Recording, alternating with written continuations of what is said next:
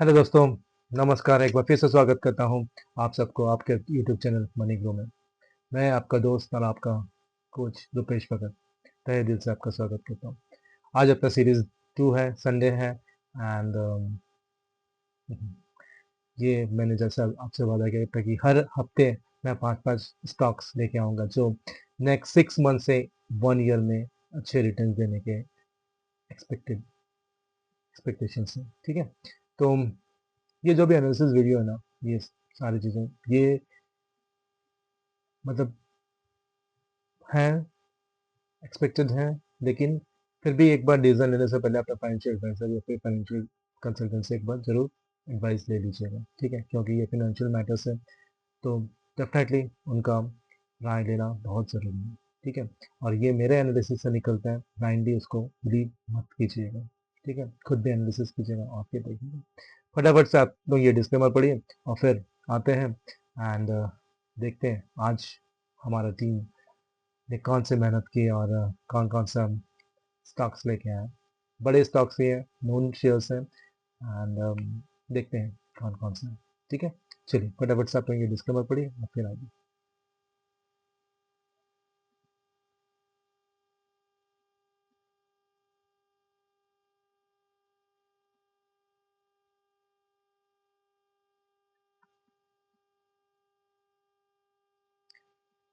तो स्टार्टिंग करने से पहले कुछ कुछ जैसे कि मैं कुछ कुछ इंसाइट्स बताता हूँ एंड क्या चल रहा है क्या नहीं चल रहा, कहाँ पे क्या, सारी चीज़ें मैं आप लोगों के साथ शेयर करता हूँ। तो आज एक रिपोर्ट के बारे में मैं शेयर करना चाहूँगा। ठीक है? ये ऑब्जर्वेशन है एंड काफ़ी सारे फाइनेंशियल लोगों को पता है कि क्या हो रहा है एंड आप अगर देखें ना, लास्ट 1.5 मंथ में तो बैंक निफ्टी काफ़ी स्ट्रांग दिखा है आपको। काफ़ी स्ट्रांग है बैंक निफ्टी। ठीक है? इसमें कोई सेकंड डाउट नहीं है एंड बैंक निफ्टी ही एक ऐसा इंडेक्स था जिसने सबसे पहले अपने एटीएच को तोड़ा था। है? किसी को कोई शक नहीं। ठीक है? इसके पीछे का कारण क्या है?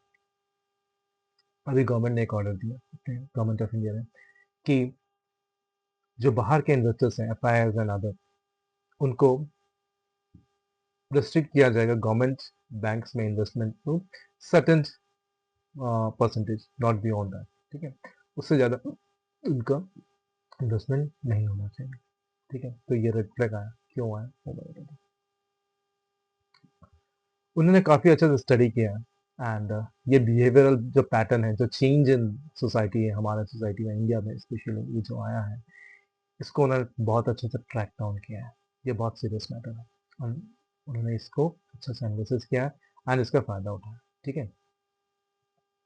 उम्मीद करता हूँ मोस्टली जो लोग देखते हैं मेरे वीडियो वो मिडिल क्लास के लोग ही हैं एंड उनको ये चीज़ बहुत समझ में आएगी। ठीक है? स्पेशली वर्किंग लोग। तो हमारा जो सोसाइटी है ना, ये एक नए मॉडल की तरफ शिफ्ट कर गया है। ठीक है? Specially for the middle class people. पहले क्या था कि हमारे जो मतलब जनरेशन थे, लाइक मेरे हमारे पापा एंड हमारे दादाजी, वो लोग पहले कमाते थे। ठीक है? और फिर वही पैसे को खर्च करते थे। वो पहले खर्च करते थे और फिर कमाने का नहीं सोचते थे। ठीक है? कमाते थे, बचाते थे सेविंग, उनके पास बहुत ज़्यादा ज़रिया नहीं था ग्रो करने का, इन्वेस्टमेंट करने का, ये सारी चीज़ें कुछ नहीं था।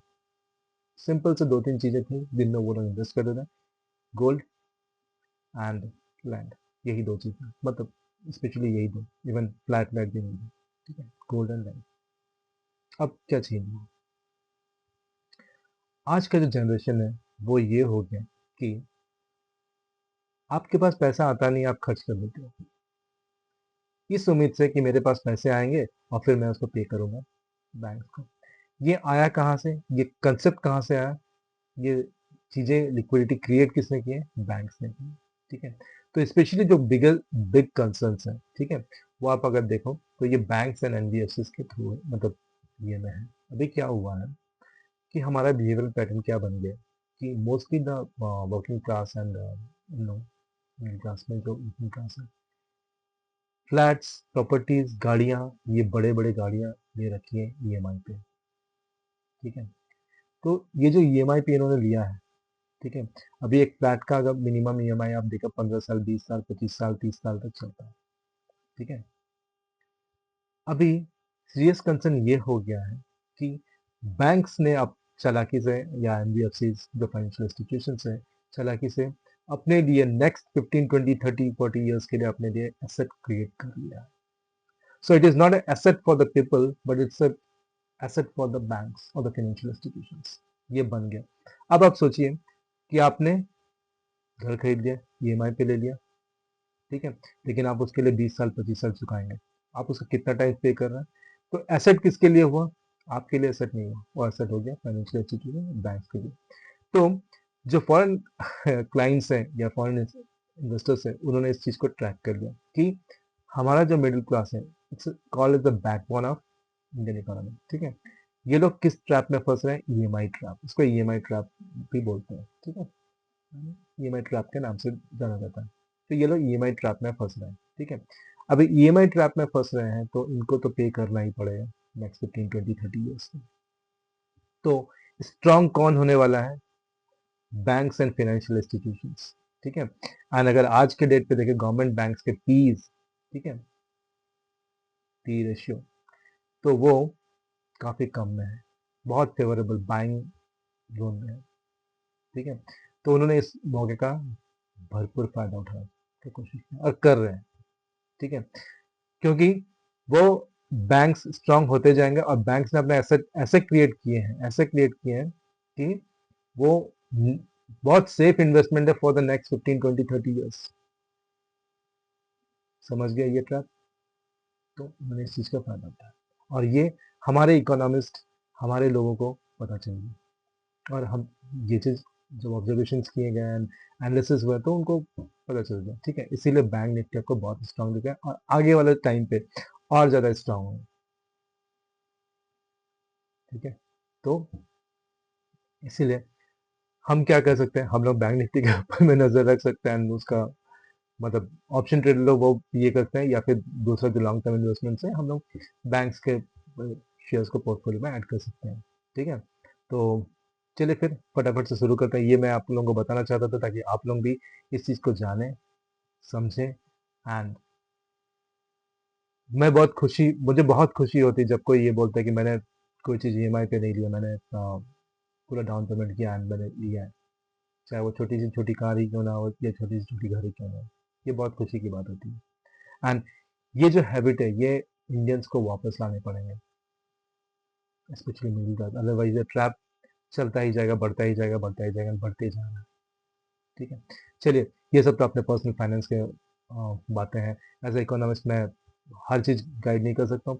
एंड आप लोगों को कोई भी सजेशन एडवाइस कुछ भी चाहिए होगा तो डेफिनेटली आप लोग मुझे रीच आउट कर सकते हैं, मेरे फ्री व्हाट्सएप चैनल में जुड़ सकते हैं, मुझसे बात कर सकते हैं, सारी चीज़ें. एंड पर्सनल फाइनेंसेस के मेरे पास तो काफ़ी रिसोर्सेज हैं, काफ़ी सारे लोग हैं जो आपको हेल्प आउट करेंगे, मतलब मेरी टीम के. एंड आपको प्लान कर, आपको मतलब नेक्स्ट आपकी जो फाइनेंशियल प्लानिंग है, आप कैसे अपने आप को फ्री करेंगे, इंडिपेंडेंस, ये सारी चीज़ें आपको प्लान आउट करें. ये एक दिन में नहीं होता है, इसके लिए टाइम लगता है एंड पीरियडिक टाइम लगता है. एंड उसमें आपको रिजल्ट दिखते हैं 3 years 5 years 10 years down the line. ठीक है, चलिए फिर कोई भी हेल्प लगेगा तो डेफिनेटली आप मुझे रीच आउट कीजिए. एंड फटाफट से हम अपने मेन वीडियो पे जाते हैं. एंड कौन से 5 इयर्स लाए हैं आज के साथ वो देखते हैं. ठीक है, कौन सा बैंक प्राइस. एंड इसका जो 10 ईयर है 6 मंथ तो 1 ईयर है. ठीक है, ये नहीं कि आज आपने खरीद दिया कल आपको मिला, ये कहना नहीं. प्लीज समझिए इस चीज़ को. ठीक है, चलिए फटाफट से चलते हैं.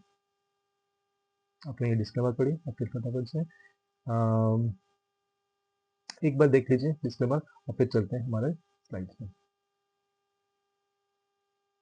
ठीक है, जो पहला शेयर है ना, वो बैंक्स का ही है, पंजाब नेशनल बैंक, पीएनबी. अभी इसका जो प्राइस चल रहा है वो 105 टू 110, सॉरी, अभी जो इसका प्राइस चल रहा है वो 121 के आसपास चल रहा है.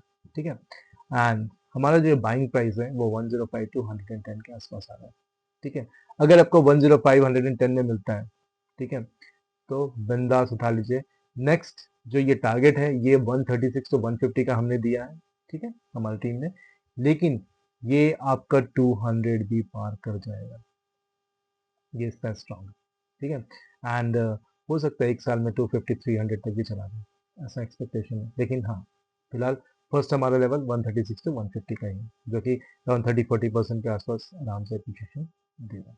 ठीक है, चलिए नेक्स्ट देखते हैं। नेक्स्ट है हमारा CDSL, सेंट्रल डिपोजिटरी। ये भी बहुत स्ट्रांग है शेयर्स है, एंड काफ़ी अच्छा कर रहा है, एंड करता ही जाएगा।